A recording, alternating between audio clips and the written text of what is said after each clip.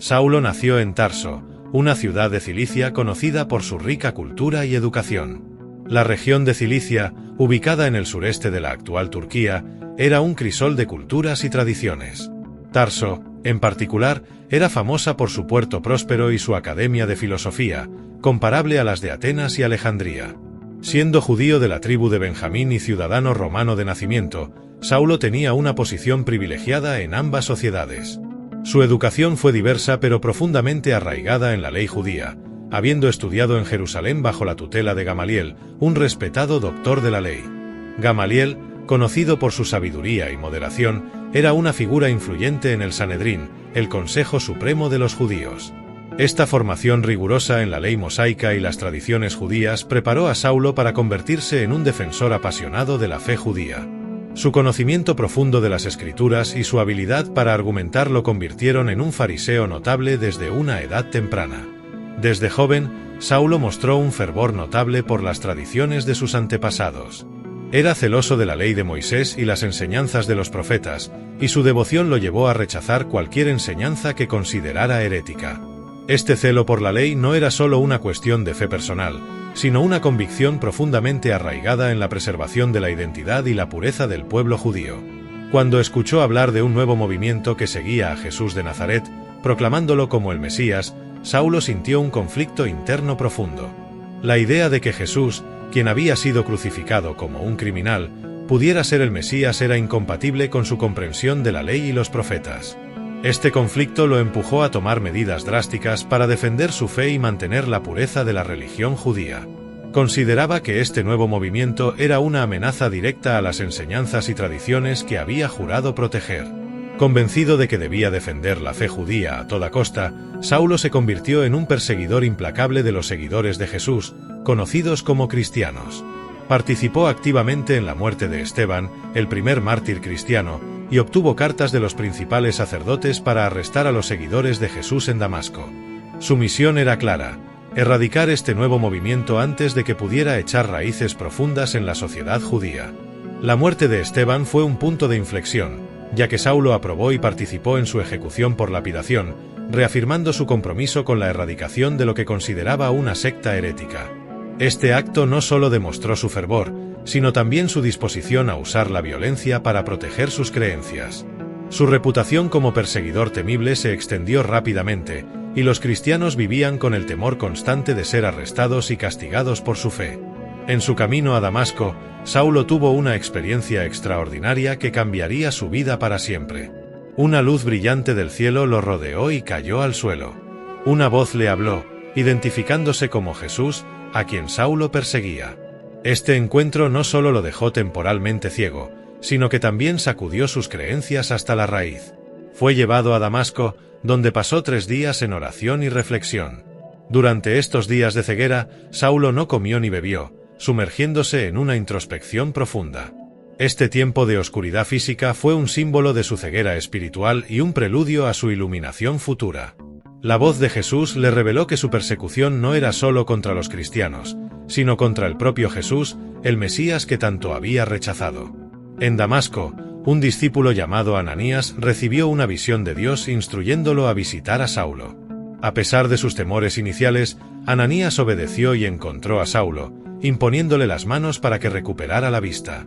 Ananías le dijo que Dios lo había elegido para conocer su voluntad, ver al justo y oír su voz.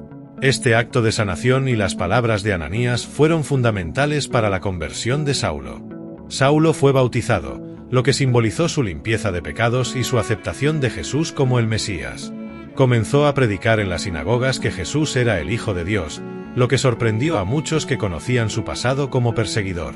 Esta transformación fue un testimonio poderoso del poder redentor de Dios y marcó el inicio de su nueva misión como apóstol. Después de su conversión, Saulo pasó un tiempo en Arabia, probablemente en reflexión y preparación, antes de regresar a Damasco. Esta estancia en Arabia es un periodo en gran parte desconocido de su vida, pero se cree que fue un tiempo de crecimiento espiritual y comprensión más profunda de su llamado. 3 años después, fue a Jerusalén para conocer a Cefas, Pedro, y se quedó con él 15 días. Durante su estancia, también conoció a Santiago, el hermano del Señor, lo que consolidó sus lazos con los líderes de la iglesia primitiva. Su predicación en Jerusalén causó agitación, ya que su reputación anterior como perseguidor dificultaba que muchos aceptaran su conversión. Los hermanos lo enviaron a Cesarea y luego a Tarso para protegerlo y permitir que su ministerio se desarrollara en un entorno menos hostil.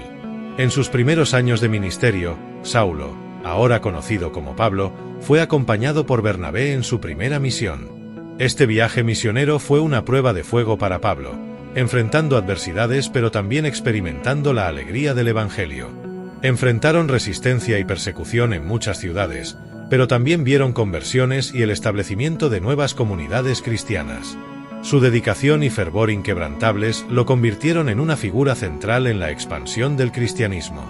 A lo largo de sus viajes, Pablo predicó en diversas ciudades, como Chipre y Asia Menor, enfrentando tanto aceptación como rechazo. En Listra, fue apedreado y dado por muerto, pero se levantó y continuó su misión, demostrando una valentía y determinación asombrosas. Pablo realizó varias misiones, llevando el mensaje de Cristo a judíos y gentiles por igual.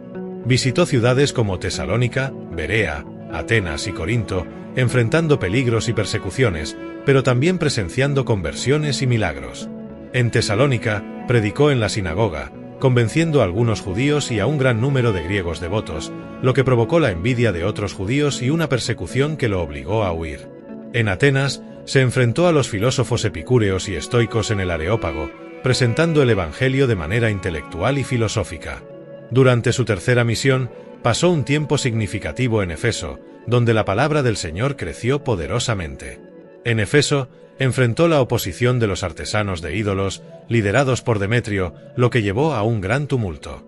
Su enseñanza y liderazgo tuvieron un impacto profundo en las comunidades cristianas emergentes, estableciendo iglesias sólidas y líderes comprometidos. A lo largo de sus viajes, Pablo escribió cartas a las iglesias que había fundado o visitado. Estas epístolas, dirigidas a los romanos, corintios, gálatas, efesios, filipenses, colosenses, tesalonicenses, Timoteo, Tito y Filemón, abordaban doctrinas, consejos prácticos, correcciones y ánimos. Cada carta reflejaba su cuidado y amor por las comunidades cristianas. La epístola a los romanos, por ejemplo, es una exposición magistral de la teología cristiana, abordando temas como la justificación por la fe y la soberanía de Dios. Las cartas a los corintios abordaban problemas específicos de la iglesia de Corinto, desde la división hasta la inmoralidad y el abuso de los dones espirituales. Estas cartas no solo consolidaron la fe de los creyentes, sino que también proporcionaron una guía teológica y pastoral que continúa siendo relevante hoy en día. Regresó a Jerusalén, donde fue arrestado en el templo bajo acusaciones falsas de traer a gentiles al área prohibida del templo.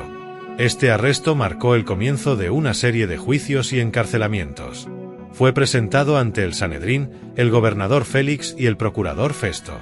Durante estos juicios, Pablo aprovechó cada oportunidad para testificar acerca de Jesús, proclamando su fe con valentía. Tras varios juicios y años de prisión, apeló a César y fue enviado a Roma. En el viaje a Roma, Pablo sobrevivió a una tormenta y un naufragio en Malta, donde también fue mordido por una serpiente venenosa y milagrosamente sobrevivió. En Roma, permaneció bajo arresto domiciliario durante 2 años, predicando el reino de Dios y enseñando acerca de Jesús sin impedimentos. Durante este tiempo, continuó escribiendo cartas, incluyendo las epístolas a los Efesios, Filipenses, Colosenses y Filemón, conocidas como las epístolas de la prisión. La tradición dice que Pablo fue decapitado en Roma bajo el reinado de Nerón, un destino reservado para los ciudadanos romanos. Su muerte fue un testimonio final de su fe y compromiso con Cristo.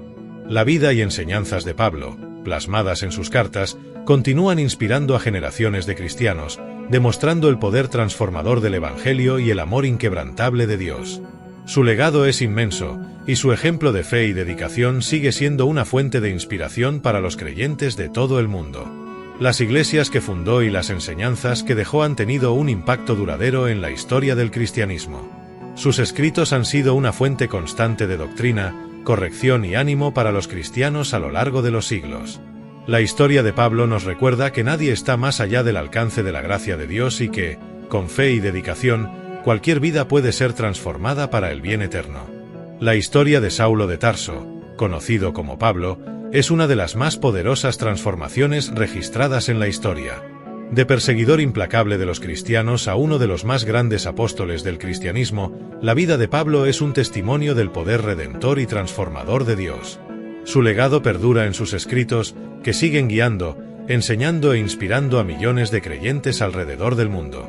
La historia de Pablo nos recuerda que nadie está más allá del alcance de la gracia de Dios y que, con fe y dedicación, cualquier vida puede ser transformada para el bien eterno. La valentía, el amor y la dedicación de Pablo hacia Cristo y su misión evangelizadora son un ejemplo eterno de la fe cristiana en acción. Su vida demuestra que incluso los más feroces opositores pueden convertirse en los más apasionados defensores de la fe, un mensaje de esperanza y transformación para todos los tiempos.